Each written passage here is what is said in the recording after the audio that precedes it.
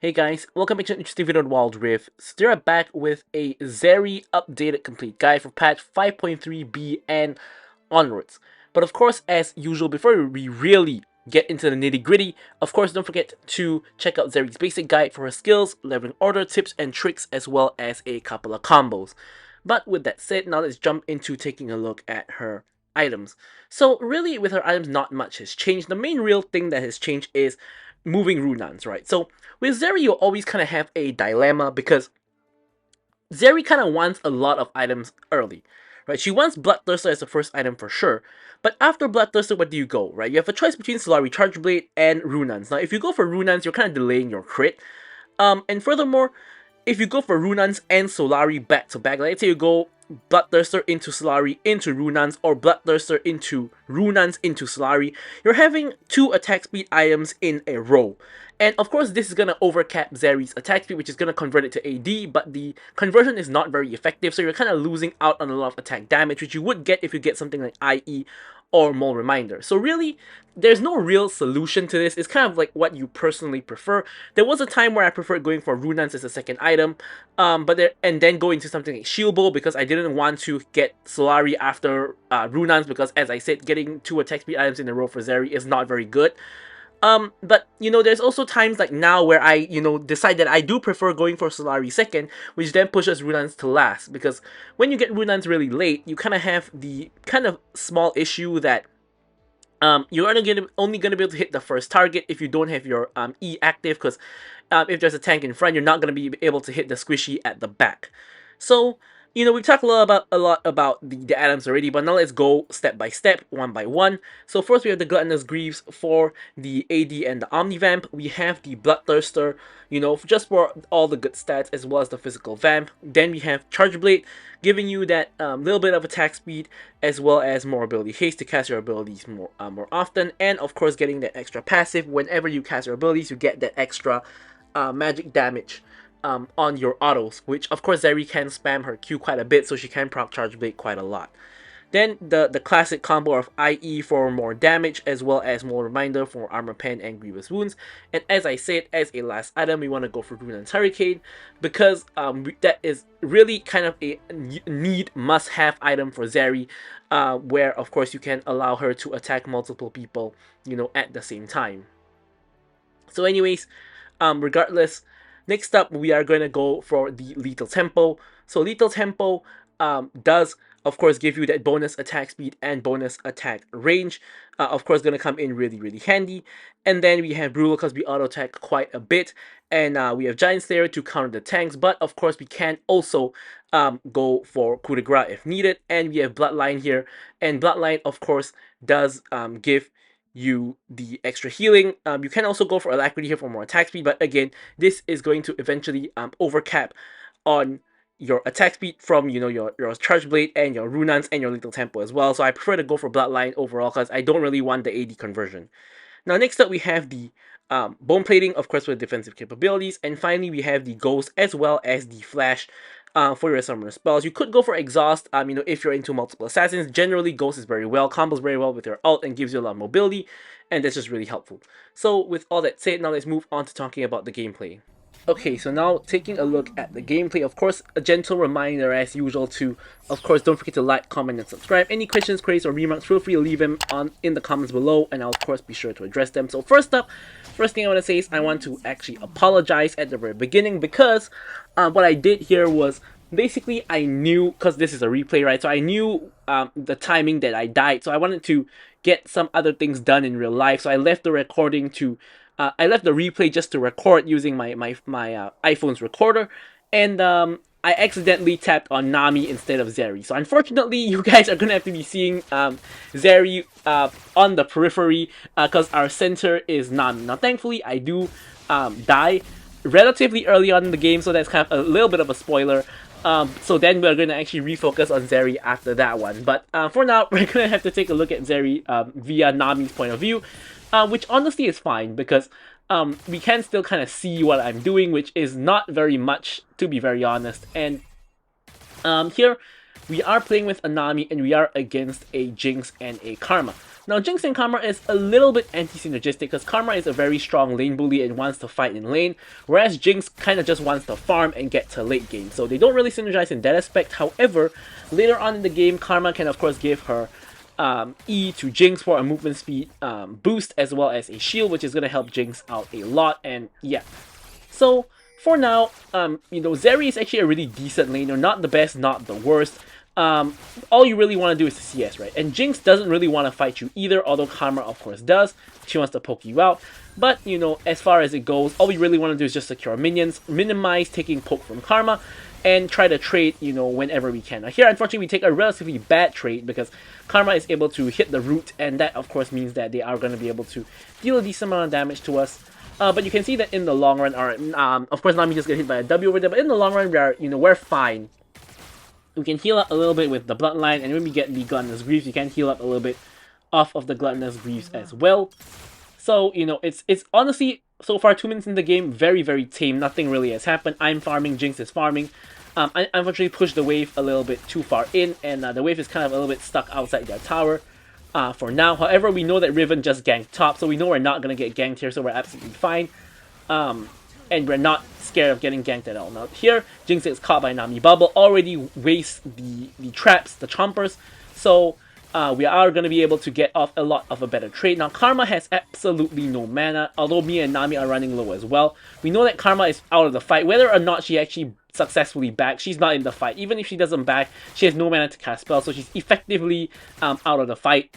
So now Jinx is stuck on her lonesome under the tower at really low HP, and it is possible to kill her here if we use all our summoner spells. However, obviously, we know Riven is going to be able to rotate around the map, and unfortunately gets the kill onto Nami. Now here, unfortunately we can't pan, but basically what happens here is Riven tries to dive me, but I'm able to, delay enough time under the tower such that, she actually dies and I get a shutdown. So she does get 3 kills before she dies, but eventually does die to the tower. So I do end up getting her shutdown, which gives me, of course, the Gluttonous Greaves, as well as being able to pick up the Vamp Scepter. Now, thankfully, we are back to, taking a look at Zeri instead of Nami, because unfortunately, as I mentioned, apologies for that, I clicked on the wrong person and left my phone to record right there as I went going about my other business. And now, here we're back in the lane. We obviously now have an advantage against Jinx because we've gotten that shutdown from the Riven, also have gotten a kill. Of course, the good news for Jinx is that she didn't die and she was able to pretty much get all of this, yes. However, overall, I kind of win out on the trade. Jinx is a little bit baited by the control ward, so we're able to break her bone plating, which is not insignificant.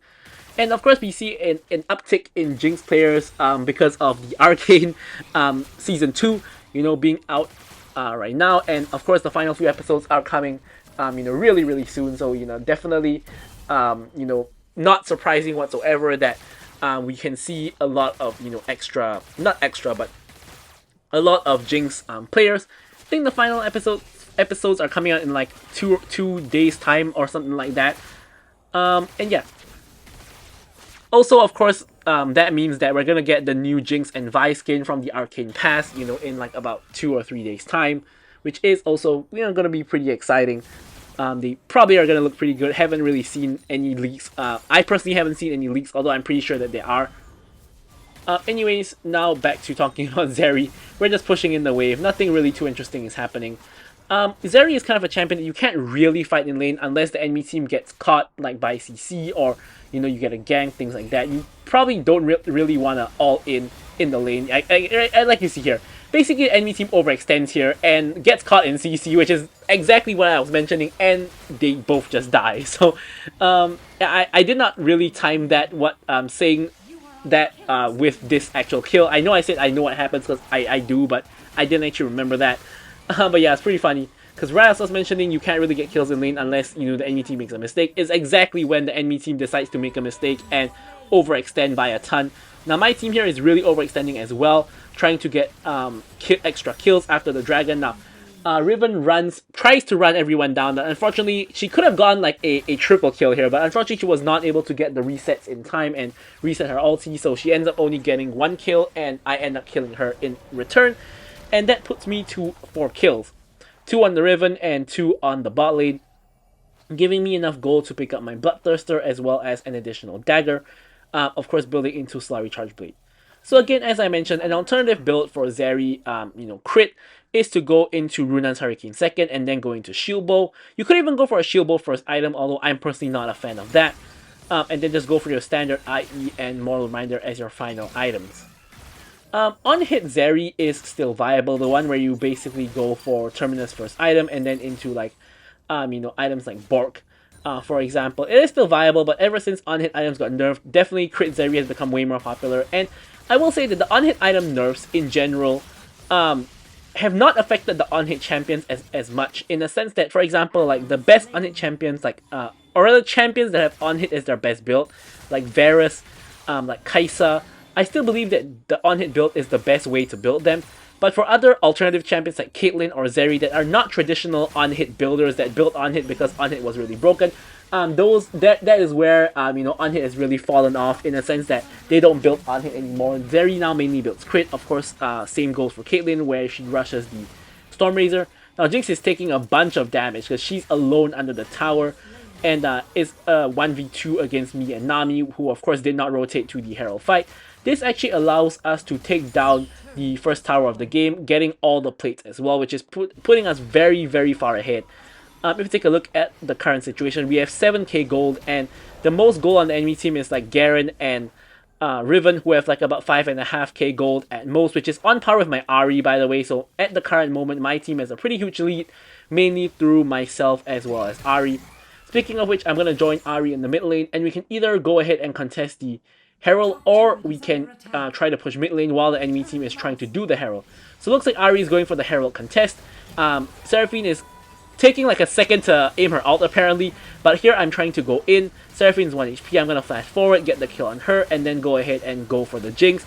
Now, Jinx nearly kills me here, but fortunately I have Nami with me, and Nami is able to give me the heals and shields from the locket, as well as her W, that is able to keep me alive, and I'm actually able to kill the Jinx there. Now honestly, I was expecting to die to the Jinx, I'm not gonna lie whatsoever. However, I noticed that basically my thought process was that whether or not I run away, I'm gonna die anyway. I'm not gonna survive the encounter. Like, even if I start running away now, I'm not gonna survive, so I might as well just try to get her as low as possible so that my team can kill her. But lo and behold, Nami healing and shielding is just so insane that I'm basically able to survive without, even like dying. Basically, like that's just insane. So here, we're gonna do the Herald. Seraphine gets caught by Ahri. Ahri still has an ult charge. Garen is on the chase. Ahri is able to kill Seraphine, get an ult reset, kill the Jinx who was there as well, get an ult reset, and now is hightailing it out of there. And yeah, really nice play by the Ahri to go for the kills as we are doing the Herald, to basically zone the enemy team away from the Herald and ensure that we are able to secure it. Now we have the wave pushed in, so now we're actually just straight up going to go for the mid lane tower. Of course, mid lane tier 1 is a very important tower to open up the map, and we're going to get that. There's a huge wave in bot. We want to back for a charge wave. There's a huge wave in bot, so we're going to use the E to get over the wall and rush over to the bot lane and quickly clear up this huge wave so it doesn't die to the tower and doesn't get wasted. And then we can look for a reset and, of course, get our Charge Blade. Now, next wave has come in. It's neutral. We don't need to push it because Dragon is spawning, and we really need to get Charge Blade and rush over to the Dragon. We even have enough for an extra BF Sword, which is going to build into our IE eventually. So really, really huge power spike there with both BF Sword as well as, of course, Charge Blade. BF Sword 40 AD, nothing to scoff at. It's a really huge item purchase as well. Now here we're kind of checking the situation. Ahri is going in. Karma gets the root onto me and Nami. Nami gets a little bit of chain CC. I'm also taking a chunk of damage. However, there's no real kill threat on me at the moment. I'm lifestealing everything back with the Bloodthirster. I'm approaching the fight with caution because we don't have any vision in the enemy jungle whatsoever. So I have no idea who is behind, who is hiding in the tri-bush, who is where. But now we're going to start the Dragon and kind of force them to come over if they want to contest. Now Jinx comes over with the zap. Nami's really low, pops the locket and survives. I don't want Karma to live, so I'm flashing on top of her to finish off the kill. Now Riven, it looks like she's about to face check into us, but doesn't do so, is actually running away instead. We force her flash, which I'm not sure if she actually needed to flash, but yeah, she does pop the flash anyway to ensure her safety. Ahri was coming off of the flank, so probably good idea there for Riven to flash. we pop the Rift Herald in the mid lane, and I'm being very cautious hanging back because I know Garen is coming from the side. I don't want to get flanked by Garen, so he just ignores me and goes for Nami, which is not surprising considering how low Nami is. And now I'm trying my best to run on the Garen, but Garen is really, really tanky, so it's not really working out. Ornn trying to engage with the ulti, hits the Seraphine, but ends up more or less baiting me to into the fight when I actually didn't really want that. But thankfully, I'm actually able to survive with the help of the healing from Bloodthirster, Bloodline, and Gluttonous Greaves. And I'm able to lifesteal everything back and survive. So at this point, I'm not incredibly fed. I'm 8-1. And I'm definitely in a position to carry. My main threat is either getting chain CC'd or getting assassinated by the Riven, because Riven, of course, is really fed, is very mobile, has a lot of dashes. Ahri is really, really low.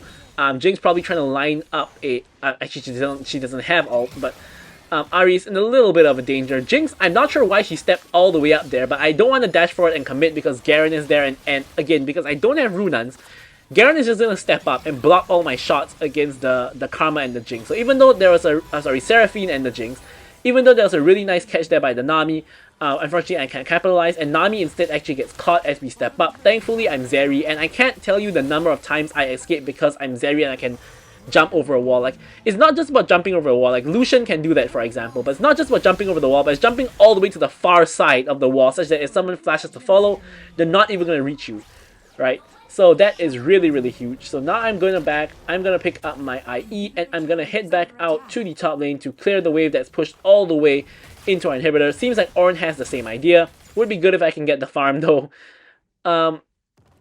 Yeah, so definitely some, decision making kind of things when like you play with Zeri. You can make a little bit more reckless plays because you can, of course, just dash over the wall. Now the issue with that is I've also gotten caught sometimes where I get chain CC'd and I don't end up being able to dash over the wall because I'm just chain CC'd. I can't dash anywhere for that matter. Or you're a little bit too far from the wall and you end up basically getting caught and dash into the wall instead of over the wall. And I even had situations where I had to flash through the wall and then dash over the wall. Anyways, here a fight is breaking out. I'm just trying to stack my lethal tempo onto the Garen. I get ulted in my Karma, but not too much damage is taken. I'm ready to fight, but I'm not going to dash the wall. I'm just going to pop the ulti and just go for whoever is the first target. In this case, I take out the two of them, and now I can dash over the wall, take out the next two targets, which is the enemy bot lane. I pick up a triple. Ahri is going for the quadra. Ahri is going for the kill on the Seraphine, whereas I'm not going for the quadra. And we cleanly aced the enemy team. So with that, no objectives other than Baron are up, but our jungler is dead. So instead what we're going to do is we're going to secure the mid lane inhibitor. And that should put us in a decent spot, give us a good amount of pressure. Now, interestingly, we have not yet touched the top lane. Even though we are so far ahead, the top lane tower is still really, really healthy. And no one has really been pushing it. Matter of fact, our top lane is getting pushed in all the way to an inhibitor just now, as you guys saw. But now at this point, we're going to counter jungle the entire enemy jungle, and enemy blue side jungle, because obviously when you're ahead and you get, kills, on the way out, you always want to be denying the enemy team all their jungle creeps. At the same time, I get the push in mid also, and I'm getting really, really close to getting my Maul Reminder straight up purchased from no item components at all. So I'm trying my best to find farm somewhere. I'm looking at mid. There's like a few minions there. I really want those minions. Give it to me, Ornn. Thank you very much. And I'm very, very close still. I need more minions. I'm pinging it with because Olaf is obviously doing the camp. It's really rude to steal a camp, but I'm pinging that I need the goal from Maul Reminder. Hopefully my Olaf understands. I mean, I'm 7k goal ahead of my Olaf. I'm nearly double his goal, right? He probably is not missing out on too much. But anyways, I get the Maul Reminder straight up, giving me all 4 crit items, and I'm ready to rumble. The Dragon Soul is up and ready. Although my team is not interested in that. I'm pinging to attack Baron because the enemy team always wants to deny Dragon Soul, right? So my idea here is we give them the Dragon and we get the Baron because it's Ocean Soul. And Ocean Soul is valuable maybe on Ornn and Olaf, but my team, I don't know what they're doing. Why are they picking a fight here? I'm trying to do the Baron, and I'm getting destroyed by the Baron. Nami has to kind of heal me up a little bit. Now I'm taking the heal myself. Nami is tanking the Baron for me, and we are basically two-manning a Baron, and my Olaf finally gets the message. We get the Baron, and we end up trading the Baron for the Dragon. So here a fight breaks out. I don't actually really need to back because I don't really have a full item to buy anyway. So what I'm doing instead is I'm staying to help my team. Nice Ornn engage onto 2. We one-shot the Jinx. Now Riven is running for the hills. She is so mobile, but so is Ahri. Ahri takes her out. And the whole enemy team is dead with the exception of Karma, and no one actually even takes the TX. Instead, they're tanking the tower. I'm just DPSing the tower as my team is tanking it. Ahri starts to troll and is going for kills. Now, we get 1 execute, 2 execute, and the tower is really low, but 3 executes, and yeah, luckily we finished the game. Nearly our whole team died trying to tank the tower and end the game there, but we do get the game finish. And with that, I'm going to leave you guys with the stats as usual. Thank you guys so much for watching the video, and goodbye.